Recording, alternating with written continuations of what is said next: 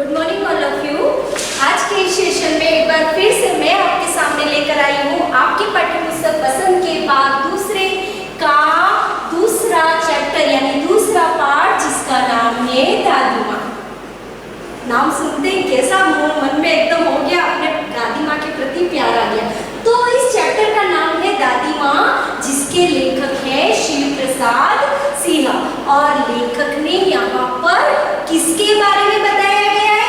अपनी दादी माँ के बारे में बताया है।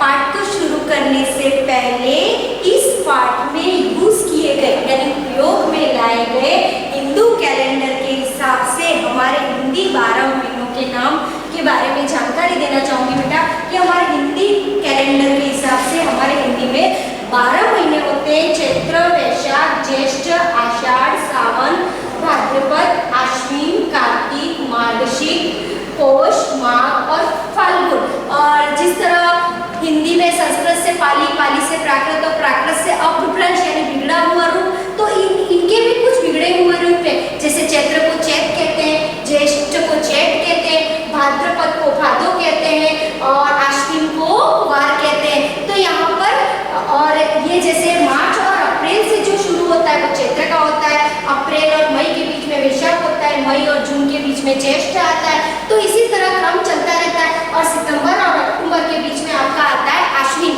जिसे कुवार भी कहा जाता है, जब और माघ के महीने में पड़ती है कड़ाके की ठंड। तो बेटा कहीं न कहीं इन सारे महीनों का जिक्र हमारे इस पाठ में लेखक ने किया है।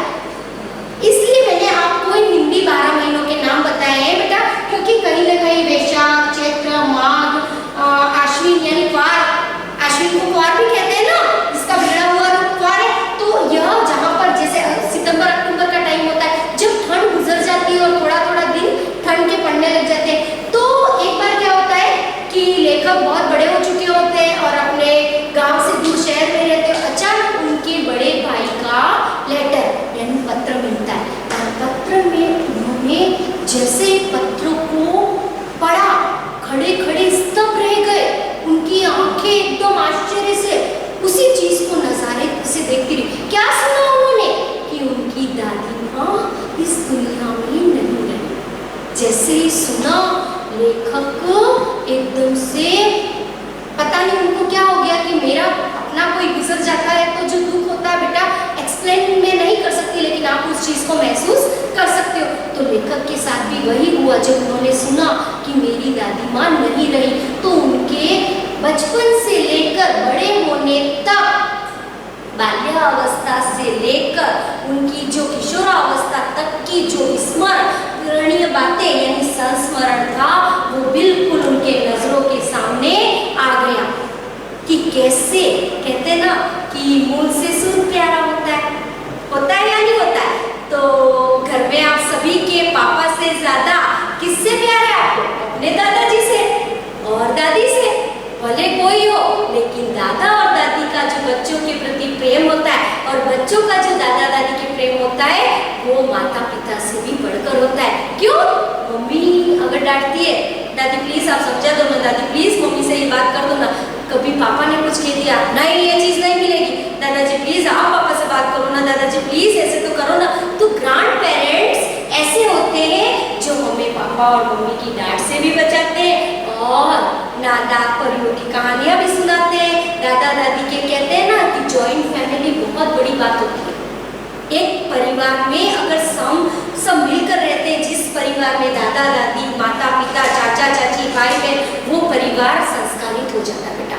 और रहते मैं ऐसा नहीं कहती कि बहुत सारी फैमिलियां अलग रहती हैं, वो भी संस्कार, लेकिन जहाँ तक वो अगर सम्मिलित परिवार में रहने पर दादा दादी का जो स्नेह बच्चों को मिलता है, तो आगे बढ़ते हैं बेटा कि लेखक ने इस दादी माँ लेखक के माध्यम से इन्होंने बताया कि इस पाठ के माध्यम से लेखक ने बताया है कि कैसे उनकी दादी माँ उनकी सहायता करती थी, उनके लिए चीजें बनाती थी। तो कुवार के दिन थे, कुवार का सितंबर अक्टूबर का महीना आया था बेटा।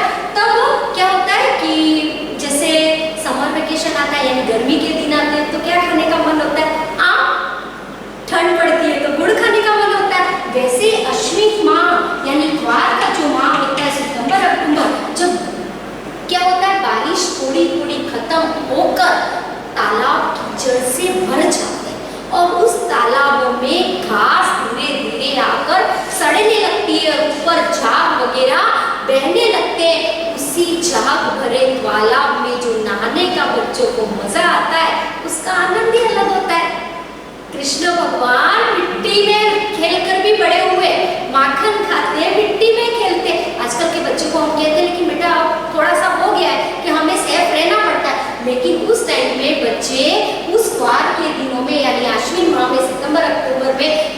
हुए कीचड़ के तालाब में। तो लेखक हमारे जो शिव प्रसाद सिंह हैं, उन्होंने क्या किया, उस तालाब में नहा लिया।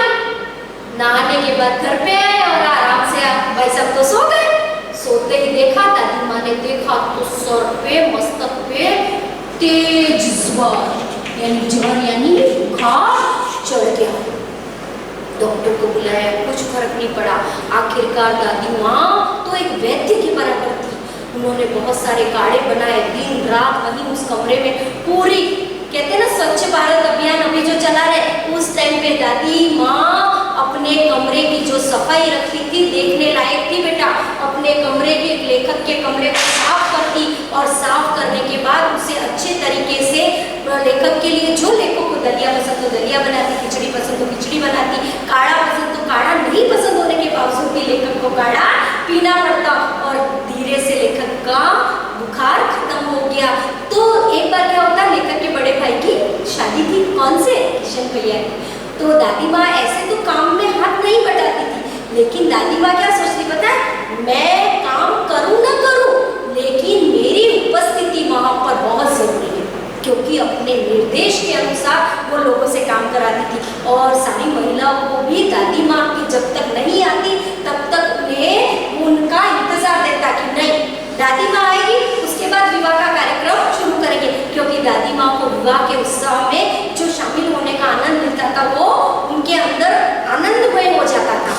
एक बार क्या होता है, रामी चाची करके उनके गांव में एक महिला थी, तो दादी माँ ब्याज का काम करती थी। तो रामी चाची ने ब्याज दादी से बहुत सारे पैसे लिए होंगे, तो दादी ने उनसे सूद मांगा, ब्याज मांगा। तो रामी चाची ने कहा कि मेरे पास तो पैसे नहीं है, मैं तो कुछ दे नहीं सकती, मेरे पास कुछ नहीं है, ऐसे करके रोने लग गई। अब रोने लग गई तो दादी माँ कह रही है एकदम स्ट्रिक्ट, मैं क्या करूँ, तुम्हें पैसे अगर नहीं चाहिए, स्ट्रिक्ट पड़ी। तो लेखक डर गए, दादी माँ तो रामी चाची को पैसे नहीं देगी। फिर दूसरे दिन देखा तो रामी चाची लेखक के पास आई और बोला, बेटा खुश रहो, तो ना हो दूधो फलो, तुम्हारी मालकिन, हमारी मालकिन तो किसी देवी से कम नहीं है, उन्होंने हमारा सारा सुख भी माफ कर दिया।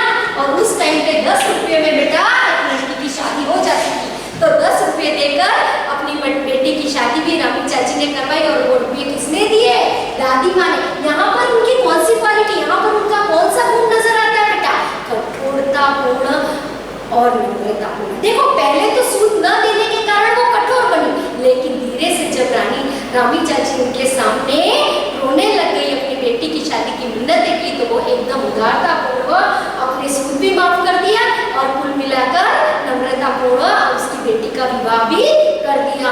अब क्या होता, अचानक दादी के यानी दादाजी की मृत्यु हो जाती है। दादी पर दुखों का पहाड़ टूट पड़ता है। दादी इतनी दुखी हो जाती है और अकेली अकेली कमरे में रोने लगती है। परिजन बहुत सारे कहते हैं ना कि सुख के समय तो सब कुछ साथ देते हैं, लेकिन दुख के समय कोई साथ नहीं देता। तो यही होता है, सारे परिजनों ने भी साथ छोड़ दिया। जो लोग कल तक दादी माँ के आगे पीछे घुमा करते थे वो भी धोखेबाज निकले। और पापा ने क्या किया, लेखक के जो पिताजी थे और उनके भाई ने दादाजी के श्राद्ध पर कितने पैसे खर्च कर लिए। आखिर क्या हुआ, लेखक की आर्थिक स्थिति बहुत ही खराब हो गई बेटा। दादी माँ जिस तरह लोगों की सेवा किया करती थी, हैजा, मलेरिया, डायरिया में उनकी देखभाल किया करती थी, उस लोगों ने भी दादी माँ की सहायता नहीं की। आखिरकार भगवान के आगे दिए जलाकर वह हाथ जोड़कर रो रही थी। तब लेखक ने उससे पूछा, दादी माँ आप रो रहे हो क्या? तो दादी माँ ने अपने आंसू धीरे से पोंछ लिए और लेखक को प्यार से कमरे में ले गई और खाना खिलाने लगी। यानी देखो यहाँ पर दादी माँ का कौन सा भाव नजर आता है कि एक हाथ से काम करो तो दूसरे हाथ से पता भी न चले, यानी दिखावा नहीं। जो काम है, आप कोई काम कर रहे हो तो प्रत्यक्ष है, लेकिन ठीक है ना, दादी माँ कर रही थी। दादी माँ ने धीरे से संदूक की पेटी खोली और अपने सोने का कंगन निकाल कर लेखक के पिताजी को थमा दिया। उस समय लेखक को दादी माँ किसी देवी से कम नहीं लगी। यहाँ पर उनका प्रशासनिक त्याग की मूर्ति दादी माँ लगी। और ठीक से ना, लेखक के वही संस्कार, शिव प्रसाद सिंह के वही संस्कार आज हमें यह प्रेरित करते हैं बेटा कि हमारे ग्रैंड पेरेंट्स के दिए गए संस्कारों के हमें पालना